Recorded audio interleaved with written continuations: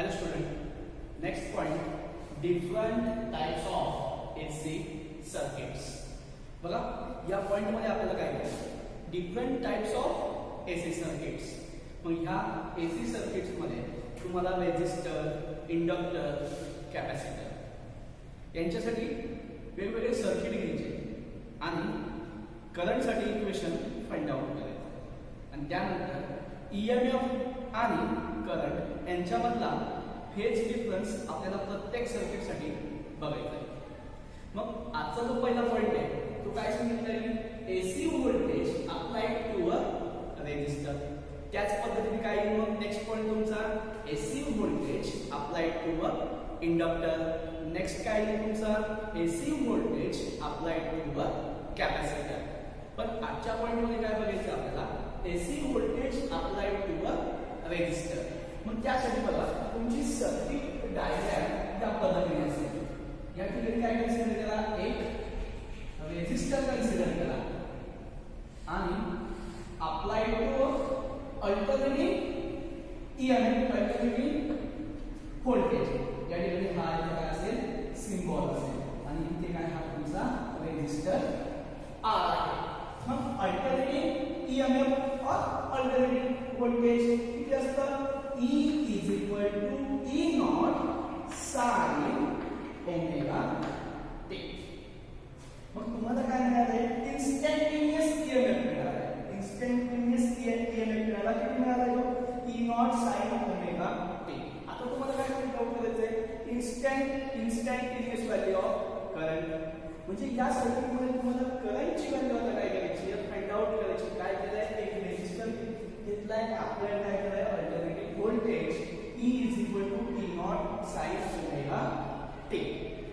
मग असं कन्सिडर करा, E is equal to E naught sin omega t. Equation number first. E naught काय होतं तुमचं, पीक व्होल्टेज म्हणजे मॅक्सिमम व्होल्टेज. ओमेगा काय या ठिकाणी, अँगुलर फ्रिक्वेन्सी. मग असं इमॅजिन करा, according to Ohm's law, according to Ohm's law. मग काय ओम्स लॉ तुमचा, हे समजा म्हणजेच काय, according to Ohm's law E is equal to I into R. म्हणजे काय हो, E is equal to current into resistor. आता काय करा, करंटच्या अंशामध्ये हे इक्वेशन रिअरेंज करूया. म्हणजे काय मिळेल, I is equal to E upon R. आणि instantaneous value of EMF, E ची व्हॅल्यू आपल्याला काय झालेली माहिती आहे. काय झालेलं, E is equal to E naught sin omega t. He value काय करा, या इक्वेशन मध्ये सबस्टिट्यूट करा. म्हणजे काय मिळेल, I is equal to E naught sin omega t upon R. बघा E naught upon R हे काय तुमचे कॉन्स्टंट आहे. आपण काय करू, एक कॉन्स्टंट इथे सबस्टिट्यूट करू. म्हणजेच therefore I is equal to I naught sin omega t. Equation number second, sin omega t equation number second. बघा इथे E is equal to E naught sin omega t equation number first आणि I is equal to I naught sin omega t equation number second. where I naught is equal to, I naught ची value काय घ्यावी लागेल मग आपल्याला, E naught upon R. E naught upon R. आणि हीच value कोणती आहे तुमची, या व्हॅल्यूला आपण काय म्हणतोय, पीक व्हॅल्यू. या व्हॅल्यूला काय म्हणतो आपण, पीक व्हॅल्यू. पण ही पीक व्हॅल्यू कोणाची आहे, करंटची. म्हणजे या ठिकाणी तुम्हाला मॅक्सिमम करंट म्हणतोय, E naught upon R आपण काय म्हणतोय, पीक व्हॅल्यू. मग आता बघा तुम्हाला काय करायचं आहे, करंटची व्हॅल्यू मिळाली, अल्टरनेटिंग व्होल्टेज म्हणजेच काय, ईएमएफ ची व्हॅल्यू माहिती आहे, E naught sin omega t. म्हणजे या ठिकाणी बघा मला सांगायचं काय, sin omega t. इथे पण काय होतं तुमचा sin omega t. इथे अँगल काय तुमचा ओमेगा t. इथे पण अँगल काय तुमचा ओमेगा t.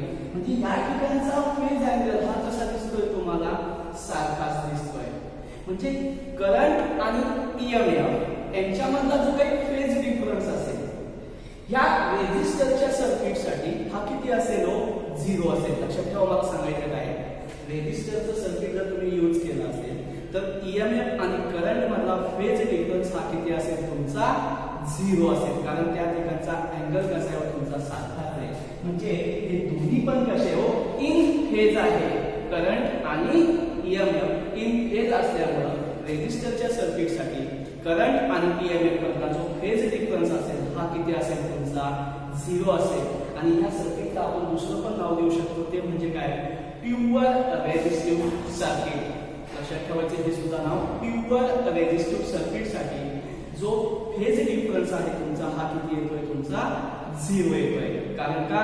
करंट आणि ईएमएफ हे कसे इन फेज मध्ये. आता आपल्याला काय बघायची याची फेजर डायग्राम बघायची. आता काय बघायची आहे? Phasor diagram. आता फेजर डायग्राम मी मागच्या लेक्चरमध्ये फेजर डायग्रामचे तुम्हाला थोडंसं एक्सप्लेनेशन दिलं होतं. मग या ठिकाणी बघा मी काय सांगतोय, या ठिकाणी y ऍक्सिस असेल, या ठिकाणी काय असेल तुमचा x ऍक्सिस, या ठिकाणी काय असेल y ऍक्सिस असेल. इथे I0 आहे, इथे काय तुमचा E0 आहे. म्हणजे काय हो? पीक व्हॅल्यू आहे. मग या ठिकाणी बघा पीक व्हॅल्यू साठी तुमचा काय येईल? L. हा पीक व्हॅल्यू साठी काय आला? L. मग या ठिकाणी बघा व्होल्टेज आणि करंट हे लक्षात घ्यायचे. I0 ची व्हॅल्यू, इथे E0 ची व्हॅल्यू. म्हणजे सुरुवातीला मी इथे काय करतोय? E0 साठी पीक व्हॅल्यू दाखवतोय आणि y ऍक्सिस वरती काय दाखवायचंय? प्रोजेक्शन दाखवायचंय. y ऍक्सिस वरती प्रोजेक्शन का दाखवायचंय? तर इथे फंक्शन कोणते आहे तुमचं? साइनचं फंक्शन आहे. जर साइन असेल तर प्रोजेक्शन कुठे येणार तुमचं? y ऍक्सिस वरती. म्हणजे E0 साठी प्रोजेक्शन कुठे येईल तुमचं? या ठिकाणी y ऍक्सिस वरती. म्हणजे हे जे काही प्रोजेक्शन मिळेल तुम्हाला या पॉइंट पासून ते या पॉइंट पर्यंत हे कोणासाठी मिळेल? E0 sin omega t. आणि हे काय दाखवते तुमचं? त्या ठिकाणचं पीक व्हॅल्यू म्हणजे पीक मॅक्सिमम व्होल्टेज. या ठिकाणी लक्षात ठेवा, या ठिकाणी E0 काय तुमचं मॅक्सिमम ईएमएफ असेल किंवा मॅक्सिमम व्होल्टेज असेल. त्यानंतर बघा इथे काय तुमचा अँगल आहे. हा जो काय अँगल असेल, या ठिकाणचा जो काय अँगल असेल हा बघा साइनच्या सोबत जो असेल तुमचा फेज अँगल असेल. मग ओमेगा टी असेल किंवा omega T minus pi by 2 असेल किंवा omega T plus pi by 2 असेल. पण इथे सिंपल काय तुमचा ओमेगा टी. इथे पण कोणता अँगल आहे? Omega T. म्हणजे दोघांसाठी अँगल कसा येणार आहे तुमचा? ओमेगा टी येणार आहे. त्यानंतर बघा हे झालं ईएमएफ साठी. आता करंट साठी फेजर डायग्राम सांगायचे तुम्हाला. पुन्हा करंट काय आहे? I I0 sin omega T. दोघांसाठी ओमेगा टी अँगल कसा आहे तुमचा? सारखाच आहे. त्यानंतर I0 या ठिकाणी बघा I0 E0 अपॉन R. म्हणजे या ठिकाणचा जो काही करंट असेल या E0 पेक्षा कसा असेल? थोडासा कमी असेल. म्हणजे या ठिकाणी असेल. हे लक्षात ठेवा, I0 काय असेल? या ठिकाणचा कमी असेल. आणि मग पुन्हा या I0 चं प्रोजेक्शन फंक्शन कोणतं या ठिकाणी? साइन. मग प्रोजेक्शन कुठे येणार? अगेन y ऍक्सिस वरती. मग या ठिकाणी जे काही y ऍक्सिस वरती प्रोजेक्शन येईल त्याची व्हॅल्यू काय सांगायची आपल्याला? I0 sin omega t. ही व्हॅल्यू सांगता येते आपल्याला या ठिकाणी. बघा आणि जर इथं कॉस असतं किंवा इथे पण कॉस असतं तर प्रोजेक्शन कुठे दाखवलं असतं आपण? अलॉंग एक्स ऍक्सिस वरती प्रोजेक्शन दाखवलं असतं. परंतु फंक्शन कोणते तुमचं? साइनचं फंक्शन. साइन असेल तर कुठे दाखवायचं प्रोजेक्शन तुम्हाला? y ऍक्सिस वरती. मग ईएमएफ आणि करंट यांचं जे फंक्शन होतं हे कोणाचं होतं? साइनचं फंक्शन. म्हणून प्रोजेक्शन कुठे आले? y ऍक्सिस वरती. हा जो एरो इंडिकेट करतोय हा काय इंडिकेट करतोय? पीक व्हॅल्यू. हा काय अँगल तुमचा? Phase angle. आणि ही जी व्हॅल्यू मिळते ही कोणाची मिळते? प्रोजेक्शनची व्हॅल्यू मिळते. ओके. आता बघा या ठिकाणी एक सिंपल फेजर डायग्राम काढता येते. या ठिकाणी बघा मी काय केलंय, इथे मी करंट साठी पण एकच पीक व्हॅल्यूचा एरो घेतला आणि ईएमएफ साठी पण एकच पीक व्हॅल्यूचा काय घेतला? एरो घेतला. म्हणजे हे दोन्ही पण कसे दिसतात? इन सेम फेज मध्ये. जर इन सेम फेज मध्ये असेल एक सिंपल डायग्राम लक्षात ठेवायची फेजर डायग्राम. याचा यूज करता येईल आपल्या समोर. सपोज असं कन्सिडर करा हे दोन्ही पण कसे फेज मध्ये जे हा E0 साठी आणि हा काय असेल तुमचा I0 साठी. म्हणजे हे या दोन्हीच्या पण डायरेक्शन कशा आहेत तुमच्या सेम, म्हणजे थोडक्यात काय हवं, हे दोन्ही पण करंट आणि ईएमएफ कसे असतील तुमचे इन फेज मध्ये असतील. ओके, त्यानंतर पुढे काय सांगायचं मला, इथे E नॉट म्हणण्यापेक्षा E म्हणूया, इथे I म्हणूया, काही फरक पडत नाही. फक्त लक्षात काय ठेवा, हे इन फेज आहे. इन फेज असल्यामुळे त्यांच्यामधला जो काही फेज डिफरन्स असेल करंट आणि ईएमएफ मधला, हा कसा असेल, किती असेल, 0 असेल. कशामध्ये, इन प्युअर रेजिस्टिव्ह सर्किट किंवा AC voltage applied to a resistor. आता यामध्ये बघा तुम्हाला काय करायचं, तुमच्याकडे दोन इक्वेशन्स मिळालेले. दोन इक्वेशन्स कोणते मिळाले, इक्वेशन नंबर फर्स्ट काय, P T not sin omega t, आणि इक्वेशन नंबर सेकंड काय मिळाले तुम्हाला, I I0 sin omega t. आता याच्यासाठी आपण इथे काय फाइंड आउट केली, त्यांची फेजर डायग्राम. आता याच्यावरच काय करायचंय, एक आपल्याला वेव्ह डायग्राम काय करायची आहे, फाइंड आउट करायची. मग वेव्ह डायग्राम मध्ये बघा काय सांगतो मी, असं कन्सिडर करा, इथे तुमचा करंट I और A म्हणजे करंट और ईएमएफ, आणि ह्या डायरेक्शन काय असेल तुमचा अँगल ओमेगा टी असेल. बघा आपण काय करतोय, एक वेव्ह डायग्राम कन्सिडर करतो.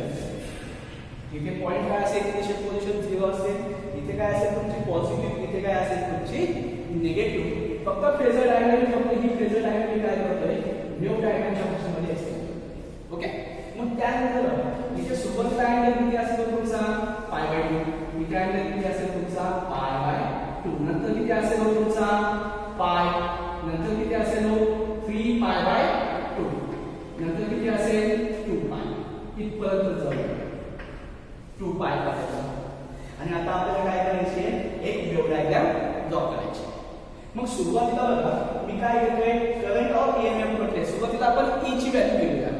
मग E ची व्हॅल्यू ईएमएफ साठी जर प्लॉट करायचा असेल तर पॉझिटिव्ह साठी आणि तर खाली काय असेल तुमचं निगेटिव्ह साठी. मग सुरुवातीला बघा आता काय करतोय मी, 0 अँगल किती पुट करायचं आहे तुम्हाला, 0 पुट करायचं, म्हणजे इथे या E साठी जर sin ओमेगा t ची व्हॅल्यू किती पुट करायची तुम्हाला, 0 पुट करायची. तर 0 पुट केलं sin 0 किती येतो, 0 येईल. म्हणजे पहिला ईएमएफ साठीची व्हॅल्यू मिळेल ती कुठे मिळेल, या 0 ला मिळेल. ओके, या 0 ला मिळेल, इथं व्हॅल्यू मिळते. इथं व्हॅल्यू मिळाल्यानंतर पुढे काय करायचंय तुम्हाला, पुढे बघा अँगल किती आहे, π/2. π/2 म्हणजे किती हो, 90, आणि sin 90 कसा कॅल्क्युलेट करा, ओमेगा t ची व्हॅल्यू किती आहे, π/2 आहे. π/2 म्हणजे 90, sin 90 म्हणजे किती हो, 1. E काय फक्त काय व्हायचंय, E0, म्हणजे या ठिकाणी पॉझिटिव्ह E0 येतोय. पॉझिटिव्ह E0 येत असेल तर कुठे जायचंय तुम्हाला, वर जायचंय, अपवर्ड डायरेक्शन जायचंय. आणि ही काय असेल तुमची मॅक्सिमम व्हॅल्यू असेल या ठिकाणी. त्यानंतर मी पाय व्हॅल्यू सबस्टिट्यूट केली 180, म्हणजे पुन्हा काय येणार होती, 0 येणार, म्हणजे पुन्हा हा कुठे येईल, इथे येईल. नंतर 3π/2 सबस्टिट्यूट केली तर काय येईल, -1 येईल. आणि -1 म्हणजे काय हो, -E0 येईल. -E0 आलं तर हे कुठे येईल, हे या निगेटिव्ह साईडला येईल. नंतर पुन्हा कुठे जाईल, या पॉझिटिव्ह साईडला जाईल. मग इथून काय करायचं आपल्याला, एक वेव्ह ड्रॉ करता येईल या पद्धतीने. हे लक्षात घ्या, म्हणजे या ठिकाणी तुम्हाला काय मिळतंय, मॅक्सिमम व्होल्टेज E0 मिळते. या ठिकाणी काय मिळतं, मॅक्सिमम व्होल्टेज मिळते E0. त्यासाठी अँगल किती होता तुमचा, π/2 होता. हीच same to same process follow करायची. कोणासाठी, करंट साठी. बघा इथे sin ओमेगा t आहे, इथे पण काय sin ओमेगा t चे, म्हणजे या ठिकाणी जी काही तुम्हाला वेव्ह मिळणार आहे तीच वेव्ह कोणासाठी मिळणार आहे, करंट साठी मिळेल. परंतु फेजर डायग्राम मध्ये काय सांगितलं होतं, करंट E0 पेक्षा कसा आहे, लहान आहे, कमी मिळतोय. म्हणजे या ठिकाणी ज्या ठिकाणी तुमचा ईएमएफ जास्त असेल त्याच ठिकाणी तुमचा करंट सुद्धा कसा असेल, हो जास्त असेल. म्हणजे या ठिकाणी बघा की इथे काय असेल तुमचा करंट, म्हणजे या ठिकाणी काय असेल तुमचा हा I0. आणि पुन्हा इथे 0, पुन्हा इथे निगेटिव्ह मॅक्सिमम करंट, आणि पुन्हा इथे काय आहे, हा 0. मी डॉटेड लाईन काय करतोय, करंटचा कर्व दाखवतो. ही डॉटेड लाईन काय सांगते, तुमचा करंटचा कर्व सांगते. मला सांगायचं काय या ठिकाणी, की जेव्हा तुमचा ईएमएफ मॅक्सिमम असेल तेव्हा तुमचा करंट सुद्धा कसा असेल, मॅक्सिमम असेल. जेव्हा तुमचा ईएमएफ मिनिमम असेल तेव्हा तुमचा करंट सुद्धा कसा असेल, मिनिमम असेल. मग ते पॉझिटिव्ह ऍक्सिस असेल किंवा निगेटिव्ह. मग ह्या ठिकाणी मला सांगायचं काय, सगळ्यात महत्त्वाचं काय, हे दोन्ही पण कसे दिसतात तुम्हाला, इन फेज मध्ये दिसतात. जर इन फेज मध्ये असेल तर या करंट आणि ईएमएफ मधला फेज डिफरन्स हा किती असेल तुमचा 0 असेल. ओके.